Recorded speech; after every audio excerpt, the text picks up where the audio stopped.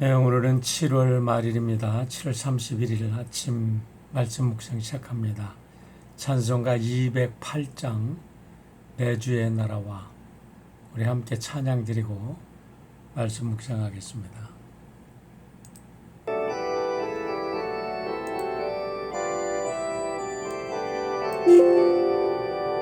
내 주의 나라와 주 계신 성전과 피 흘려 사신 교회를 늘 사랑합니다. 내 주의 교회를 전성과 같아서 눈동자같이 어디서 일보하시네. 이 교회 위하여 눈물과 기도로 내 생명 다하기까지 늘 봉사합니다.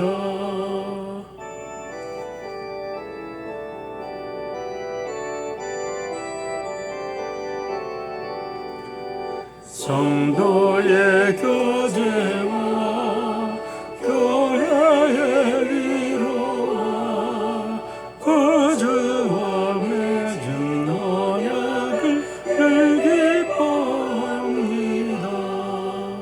하늘의 영광과 베푸신 은혜가 진리와 함께 영원히 시로에 넘치네. 아멘.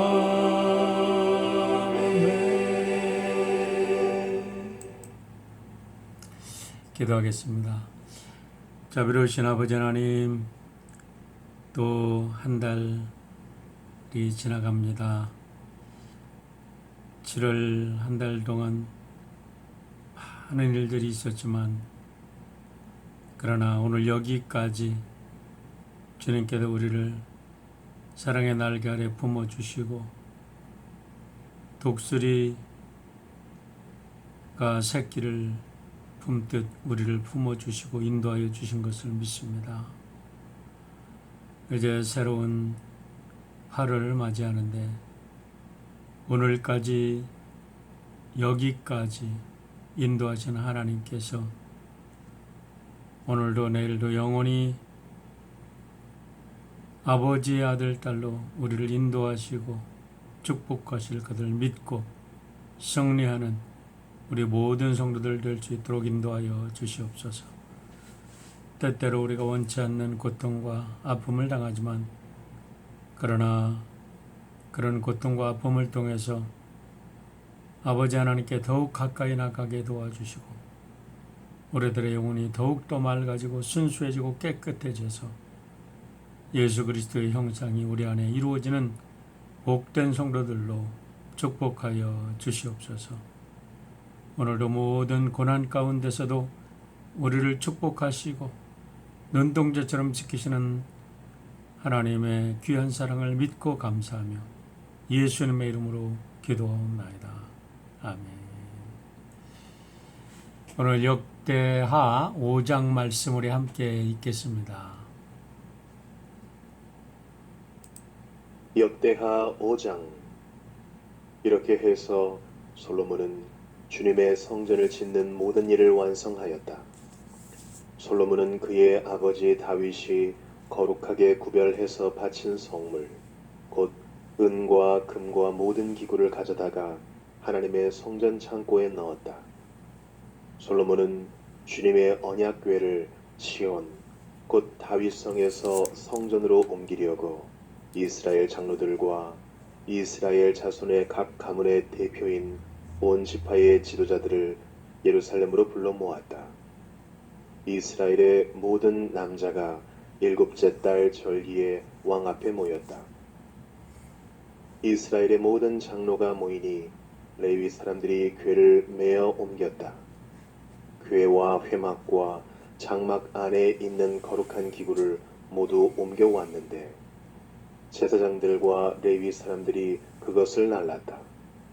솔로몬 왕과 왕 앞에 모인 온 이스라엘 회중이 그의 앞에서 양과 소를 셀 수도 없고 기록할 수도 없을 만큼 많이 잡아서 제물로 바쳤다. 제사장들은 주님의 언약궤를 제자리 곧 성전 내실 지성소 안 그룹들의 날개 아래에 가져다가 놓았다. 그룹들은 궤가 놓인 자리 위에 날개를 펼쳐서 궤와 채의 위를 덮었다. 궤에서 삐죽 나온 두 개의 채는 길어서 그 끝이 지성소의 정면에 있는 성소에서도 보였다. 그러나 성소 밖에서는 보이지 않았다. 그 채는 오늘날까지 그곳에 그대로 놓여 있다. 궤 속에는 호렙에서 모세가 넣어둔 두 판 말고는 아무것도 없었다. 이 두 판은 이스라엘 자손이 이집트에서 나온 다음에 주님께서 호렙에서 그들과 언약을 세우실 때에 모세가 거기에 넣은 것이다. 제사장들이 성소에서 나올 때에 제사장들은 갈래의 순번을 가리지 않고 모두가 이미 정결 예식을 마치고 거기에 들어가 있었고 노래하는 레위 사람들인 아삽과 헤만과 여두둔과 그들의 아들들과 친족들이 모두 모시옷을 입고 심벌주와 검은고와 수금을 들고 제단 동쪽에 늘어서고 그들과 함께 나팔 부는 제사장 120명도 함께 서 있었다. 나팔 부는 사람들과 노래하는 사람들이 일제히 한 목소리로 주님께 찬양과 감사를 드렸다. 나팔과 심벌주와 그 밖에 악기가 한데 어우러지고 주님은 선하시다. 그 인자하심이 영원하다 하고 소리를 높여 주님을 찬양할 때에 그 집 곧 주님의 성전에는 구름이 가득 찼다. 주님의 영광이 하나님의 성전을 가득 채워서 구름이 자욱하였으므로 제사장들은 서서 이를 볼 수가 없었다. 네, 예상했던 더위를 겪지 않고 무사히 7월을 지나나 했더니 이제부터 어제부터 많이 더워졌죠. 오늘 낮 기온은 107도까지 오른다고 합니다. 주말 동안 계속 100도가 넘는 더위가 계속되다가 다음 주 내내 90도가 웃도는 더위가 계속된다고 하는데 이 더위에 성도 여러분 특별히 건강 조심하시길 바랍니다. 돈을 잃으면 조금 잃는 것이고 명예를 잃으면 반을 잃는 것이고 건강을 잃으면 전부 잃는다라는 속담이 있는데 우리가 요즘에 가슴속 깊이 새겨지는 명언이 아닌가 속담이 아닌가 생각을 합니다. 코로나 바이러스로 인해서 건강의 중요성이 얼마나 중요한가 라는 것이 우리의 가슴속에 깊이 새겨지고 있는데 안타까운 것은 코로나와 더불어 중국, 인도, 일본, 한국 등 아시아권에서는 전례 없는 폭우로 고통을 당하고 있고 현재 대서양과 태평양 주변에 있는 나라들에서는 9개의 열대성 폭우들이 세력을 확장해 나가면서 허리케인으로 변화되고 있다고 그래요. 그래도 우리가 계속해서 이 트로피컬 스톰 또 허리케인의 진로에 대해서 이것들이 어디로 가고 있나 경계를 늦출 수 없는 상황입니다. 이에 더하여 태평양 주변에 있는 불의 고리라고 하지요. 불의 고리를 중심으로 해서 지진 활동이 활발하게 일어나고 있습니다. 어저께 새벽 4시 반에 우리 샌프란도 밸리에서 4.2의 강도의 지진이 일어나서 우리 새벽잠을 설쳤는데요. 그로 인해서 이렇게 지진 활동을 알아보니까 일주일 전에 알래스카에서는 7.8의 강진이 일어났다고 합니다. 간절히 바라기는 더 이상의 지진 활동이 없기를 바라지만 우리가 어떻게 알겠어요? 중요한 것은 우리 코로나와 함께 캘리포니아의 주민들은 이 산불과 지진을 대비해서 만반의 태세를 갖춰야 되겠다라는 생각을 하게 됩니다. 이 점 유의하셔서 우리 성도 여러분 모두 지진 발생 시 어떻게 대처해야 하는가에 대한 기본적인 대체 방안을 다시 한번 확인해 주시고, 또 지진이 일어났을 때 필요한 그 기본적인 지진 키트라고 하는데 그것을 다 갖추어서 어떤 일이 일어나도 여러분 당황하지 않고 우리 가족을 보호할 수 있는 우리 모두가 되기를 바랍니다. 오늘 내용은 바로 솔로몬이 성전을 완성한 후에 하나님의 법궤를 지성소에 안치하는 내용입니다. 어저께까지 우리 김명호 목사님 또 이종훈 목사님께서 수고하셔서 성전 건축에 대한 다윗의 준비와 성전 건축 완공에 대해서 자세하게 설명해 주셨는데요. 역대기 5장과 7장의 내용은 성전 건축을 완성한 후에 온 백성들이 기뻐하면서 초막절을 기해서 봉헌식을 거행하는 내용입니다. 그 중에서 오늘 역대기 5장의 내용은 다윗성에서 즉 기브온 산당에 안치되었던 법궤를 새로 지은 성전의 지성소로 옮겨와 안치하는 내용입니다. 근데 1절을 보면 1절 하반절에 이런 말씀이 있죠. 다윗이 거룩하게 구별해서 바친 성물 곧 금과 모든 기구를 가져다가 하나님의 성전 창고에 넣었다라고 이야기를 하는데, 이 말씀은 다윗이 하나님의 성전을 건축하기 위해 얼마나 많은 물건들을 열정을 다해서 모아놓은지 우리가 알게 되는 거죠. 성전을 건축하고도 많은 물건들이 남아서, 금은 보화들이 남아서 그것들을 옮겨다가 성전 곳간에 넣었다, 이렇게 얘기를 하는 거죠. 그런 걸 보면 참 다윗이라는 분이 얼마나 하나님의 성전을 위해서 헌신을 다하고 자기의 일생에 목표를 다했는가를 우리가 알게 되는 것입니다. 그리고 아버지의 이런 거룩한 뜻을 완성하는 아들 때에 와서 완성하는 솔로몬의 모습을 보게 되는데, 우리는 부모이자 또 자식을 가진 사람들입니다. 우리 때에 와서 우리의 부모님들의 뜻을 다 이루어드리고, 또한 우리가 계획하고 우리가 하나님으로부터 받았던 거룩한 꿈들이 우리의 자녀들 때 다 이루어지는 그런 축복된 우리 모든 성도들 되시기를 축원드립니다. 2절에 보면 성전 건축이 완성된 후에 법궤를 다윗성에서 성전으로 옮겨오기 전에 솔로몬은 이스라엘 각 지파의 지도자들을 예루살렘으로 다 불러들입니다. 법궤를 지성소에 안치하는 것은 다윗 가문의 문제만이 아니라 이스라엘 전 민족의 대역사였던 것을 우리가 알게 됩니다.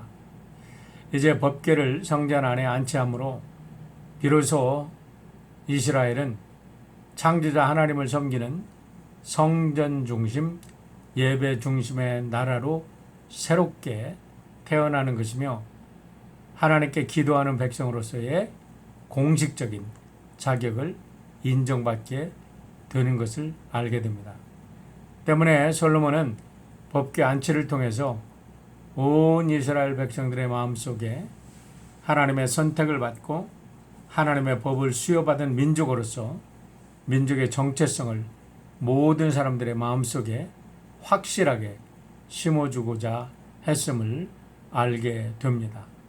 이를 위해서 솔로몬은 이스라엘 각 지파의 모든 지도자들을 예루살렘에 불러들여 법궤 안치식에 참여하게 하는 것입니다. 이제 앞으로 9월이 오면 우리 교회 42주년 교회 창립일을 맞게 됩니다. 이 창립일을 준비하고 있는 모든 교회 리더들, 그리고 우리 모든 성도들, 우리 오늘의 내용을 우리 마음속에 깊이 새기면서 우리 드림교회가 정말로 하나님의 비전을 이루어드리는 그리고 우리의 모든 것을 온전히 들여서 이렇게 하나님의 역사, 구속의 역사를 이끌어가는 교회가 될 수 있도록 오늘의 가르침을 마음속에 깊이 새길 수 있기를 바랍니다. 3절에 보면 이 법궤를 안치했던 때가 바로 초막절이었다고 기록하고 있습니다. 우리가 잘 알듯이 이스라엘에는 3대 절기가 있는데 이 절기들을 통해서 이스라엘 백성들은 자기들이 누구인가, 우리는 무엇을 하는 사람인가 라는 것을 확인했고 또 자녀들에게 확실하게 민족의 정체성을 가르친 그런 사람들인 것을 알게 됩니다. 첫 번째 절기는 6월절이죠. 이스라엘 민족이 애굽에서 탈출해 나옴으로 해서 이스라엘 민족이 되었다라는 민족의 탄생의 이 역사적인 것을 기념함으로 민족의 또 모든 국민들의 가슴속에 민족의 정체성을 심어주게 된 겁니다. 두 번째는 이 6월절로부터 50일째가 되는 77절 그리고 오순절을 우리가 생각하게 되는데 저희들이 이때는 첫 곡식을 첫 추수한 것을 하나님께 드림으로 해서 저희들의 존재가 하나님으로부터 왔다 하는 것을 이제 그 예물을 통해서 저희들이 하나님께 신앙을 고백하는 이런 77절 그리고 그 오순절 우리가 하나님께 드림으로 오순절에 성령이 우리에게 오신 것 신약에서는 이렇게 또 연결이 됩니다. 우리가 우리의 전 존재를 하나님께 드릴 때 하나님께서는 우리에게 더 큰 선물 하나님의 성령의 선물을 우리에게 부어주시는 것이지요. 물론 유대인들은 이 오순절에 성령을 믿지는 않지만 어쨌든 그들이 광야 생활을 끝내고 이제 처음으로 얻은 곡식을 하나님께 올려드림으로 자기들의 전 존재가 하나님의 백성이다라는 것을 이제 확인했던 것을 보게 됩니다. 세 번째는 이제 가을에 지키는 초막절 또는 장막절, 수장절이라고 하는데 이거는 가을 거지를 다 끝난 후에 그들이 초막을 짓고 40년 광야 생활 했던 그 모든 40년 동안의 생활을 하나님께서 인도하신 것을 몸소 초막 속에 거하면서 자녀들에게 삶을 통해서 하나님의 인도하심과 은혜를 가르쳐 주려고 했던 그런 절기가 초막절입니다. 그런데 바로 이 법궤의 성전 안치식이 초막절에 이루어졌다는 거예요. 이것은 이스라엘 역사에 새로운 국면을 맞이했던 것을 선포하는 굉장히 중요한 의미가 있다고 우리가 생각을 할 수 있습니다. 이제까지 법궤는 이동식 장막에 거하다가 성전에 안치됨으로 해서 유목민으로 떠들던 이스라엘 민족이 이제는 율법, 모세의 율법을 중심으로 해서 완전한 정착민으로서의 새로운 역사를 시작했다라는 것을 선포하는 것입니다. 그런데 그 과정이 만만치 않았지요. 여호수아가 가나안 땅을 정복한 후에 사사들이 가나안 땅에 정착해서 한 나라로 선포되기까지 거의 300여 년의 사사 시대를 거치게 되는 것입니다. 유목민에서 완전한 정착민으로서 이제 저들이 탈바꿈 하는데 300여 년이 걸린 거죠. 그러고 나서 사울 왕 40년, 다윗 왕 40년. 그래서 솔로몬 때에 와서 그 역사가 완성이 되는데 거의 400년의 세월이 흘렀다고 보는 겁니다.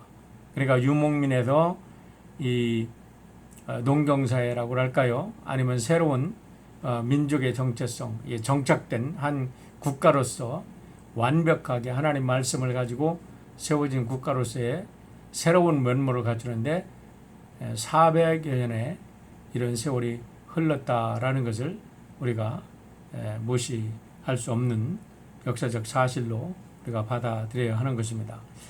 4절 이하의 내용을 보면 솔로몬은 다윗 왕 때에 아비나답의 집에서 짐승을 끄는 수레로 법궤를 옮기려다가 큰일을 당하는 것을 잘 기억하고 있었던 것 같습니다. 그래서 법궤나 성전의 모든 기물들을 옮기는데 제사장들과 레위인들로 하여금 옮기게 합니다. 주목할 사실은 10절에 보면 법궤 안에 만나 항아리와 아론의 쌍난 지팡이는 없고 오직 십계명명 두 돌판만 있다는 사실을 강조하면서 명시하고 있습니다. 이 사실은 열왕기상 8장 9절에도 동일하게 선포된 사실인데 두 돌판만 있었다는 것을 강조하는 것은 그 분명히 우리 모세 시대에 그 속에 아론의 쌍난 지팡이를 넣었고 만나 항아리를 넣었다는 사실을 알고 있었다는 거죠. 그거를 전제로 하는 거죠. 그런데 언제 아론의 쌍난 지팡이와 이런 만나 항아리가 없어졌는지는 명시하지 않습니다. 어쩌면 블레셋이 빼앗아 갔을 때 아니면 블레셋에게 법궤를 빼앗겼을 때 그들이 없앴는지 아니면 아비나답의 집에 70년 동안 머물러 있었을 때 없어졌는지는 모르겠습니다. 중요한 것은 만나나 아론의 쌍난 지팡이와 같은 것들은 사실은 이 광야 40년 동안에 하나님이 베푸셨던 은혜의 상징입니다. 우리가 경험했던 은혜를 경험했던 그 경험들을 상징하는 것입니다. 그런데 오늘 그것들은 없어지고 이 십계명 두 돌판만 남아 있었다. 그리고 그 법궤를 성전에 안치함으로 이제 이스라엘의 역사가 새로워진다라고 선포하는 것은 우리들의 신앙, 우리들의 삶의 근본이 하나님의 말씀 중심이 되어야 되지 우리가 과거에 경험했던 어떤 은혜의 경험 또 체험의 경험 속에 붙들려서는 안 된다는 것을 상징적으로 얘기하고 있지 않나라고 해석할 수가 있는 것입니다. 그리고 법궤가 성전에 안치될 때에 이제 거기에 구름기둥과 불기둥이 이제 꽉 차게 되는데요. 거기에 보면 13절 마지막에 주님의 성전에는 구름이 가득하였다 그렇게 얘기합니다. 낮에는 구름이 가득하고 밤에는 불기둥이 가득했다라고 우리가 이제 애들을 할 수 있는 거죠. 생각할 수 있는 거죠. 그런데 법궤가 성전에 안치되는 것이 중요한 것은 바로 출애굽기 40장 35절과 5절부터 38절 말씀과 떨어져서는 해석할 수 없다는 것입니다. 출애굽기 40장 35절로 38절의 말씀을 보세요. 모세가 해막에 들어갈 수 없었으니 이는 구름이 해막 위에 덮이고 여호와의 영광이 성막에 충만함이었으며 구름이 성막 위에서 떠오를 때에는 이스라엘 자손이 모든 행진하는 길에 앞으로 나아갔고 구름이 떠오르지 않을 때에는 떠오를 때까지 떠오르는 날까지 나아가지 아니하였으며 낮에는 여호와의 구름이 성막 위에 있고 밤에는 불이 그 구름 가운데 있음을 이스라엘의 온 족속이 그 모든 행진하는 길에서 그들의 눈으로 보았더라 라고 말합니다. 회막을 완성하고 그 회막 속에 여호와의 법궤를 안치할 때 그때 여호와의 임재의 상징인 구름기둥과 불기둥이 확 올라가지고 그 이스라엘 백성들이 모두가 감동하며 하나님을 찬양한 그런 내용이 출애굽기 40장 마지막에 있습니다. 그런데 이스라엘 백성들이 출애굽해서 막 나올 때도요. 바로의 군대가 쫓아 나올 때 놀라운 사건을 우리가 보게 됩니다. 이스라엘 백성들에게는 그 불기둥과 구름기둥이 앞에서 인도하고 이제 홍해에 딱 가로막혔을 때 바로의 군대가 막 쫓아옵니다.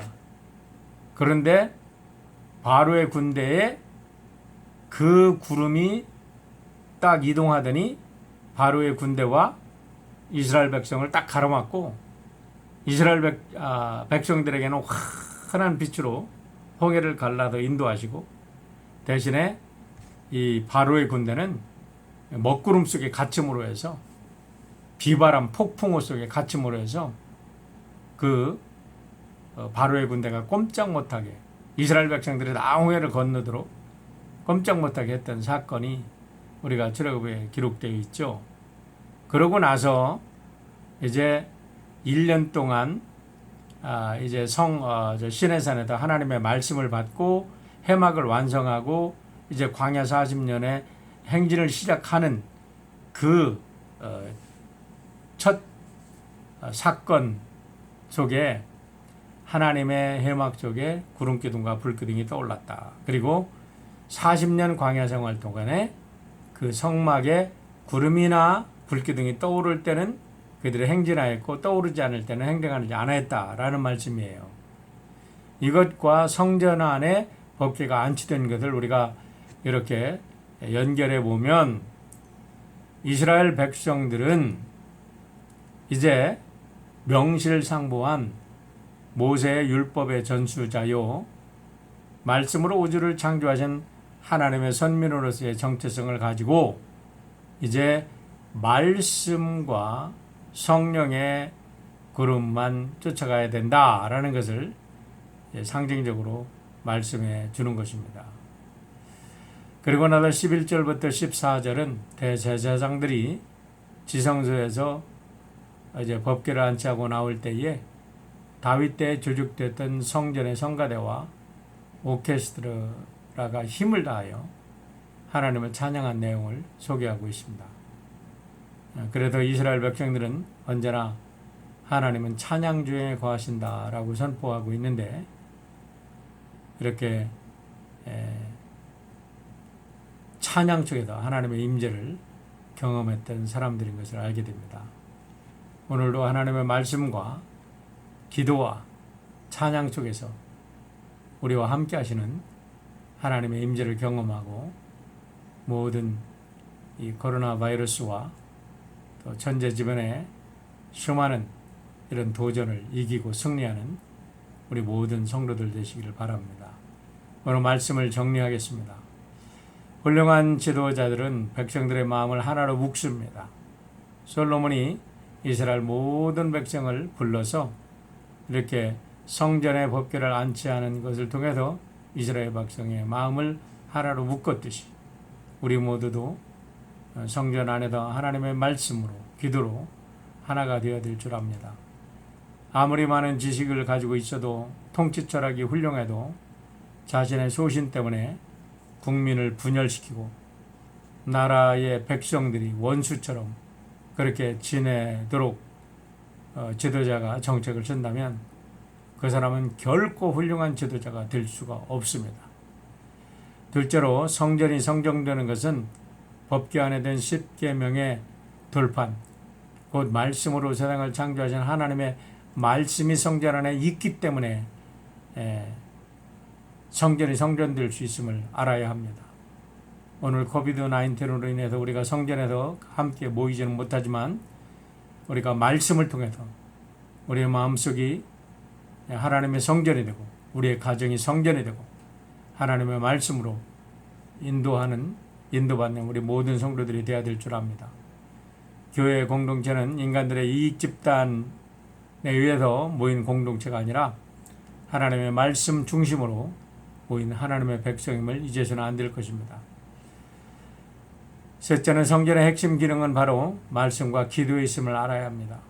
역대기 5장이 성전 안에 말씀이 안치된 것을 강조하고 있다면 내일 묵상할 역대기 6장은 성전 안에서의 기도가 강조되고 있음을 우리가 주목할 필요가 있습니다.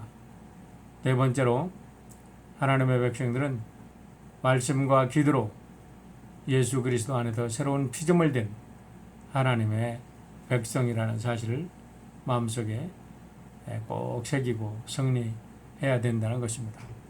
기도 제목 나눕니다. 코로나 바이러스로 인해서 더 이상 어려움 당하는 사람이 없도록 간절히 기도해 주시고 어려움을 당하는 성도들을 위해서 축복해 주시길 바랍니다. 교회에서의 모임은 늦어지지만 영적으로는 더 가까이 서로를 돌보고 하나 되는 복된 공동체가 되도록 기도해 주시길 바랍니다. 특별히 어려운 때에 모든 성도들의 가족들이 건강하고 또 비즈니스가 어려움 당하지 않고 잘 될 수 있도록 위에서 기도해 주시길 바랍니다. 우리가 살아가고 있는 이 미국과 우리의 조국 대한민국을 위해서 계속해서 기도해야 될 줄 압니다. 다 같이 기도하겠습니다. 사랑의 아버지 하나님, 7월 한 달도 하나님의 은혜 가운데 보냈습니다. 어렵고 힘든 죽음의 터널 같은 어둠을 우리가 통과했던 것 같은 그런 경험을 했지만, 그러나 그 속에서 언제나 하나님의 은혜는 함께 했고, 또 새로 맞이하는 8월에도 우리 하나님의 은혜로 우리를 지켜주실 줄 믿습니다. 지금 코로나 바이러스로 인해서 고통당하는 모든 성도들을 주님께서 친히 돌보시고 눈동자처럼 사랑하신다고 약속하여 주셨사오니 하나님의 불꽃 같은 눈동자로 저들을 지키시며 하나님의 치료의 강철을 바라셔서 모든 성도들 저들의 질병에서 치유되게 하시고 건강하여서 영역 간의 강건함으로 이 모든 어려움을 이기고 승리하는 우리 주님의 백성들 되도록 인도하여 주시옵소서. 우리 성도들 가족 한 사람 한 사람을 지켜주시고 저들의 생업을 지켜주셔서 어려운 때에 우리가 서로 기도하고 사랑으로 하나 되어 이 어려움을 극복하고 더 아름다운 하나님 나라의 백성으로 아름다운 성전에서 함께 예배드리는 예배 공동체로서의 아름다운 정체성을 확인할 수 있도록 주님 붙들어 주시고 승리하도록 역사하여 주시옵소서. 감사드리며 예수님의 이름으로 기도하옵나이다. 아멘. 더운 여름 주말 잘 보내시길 바랍니다.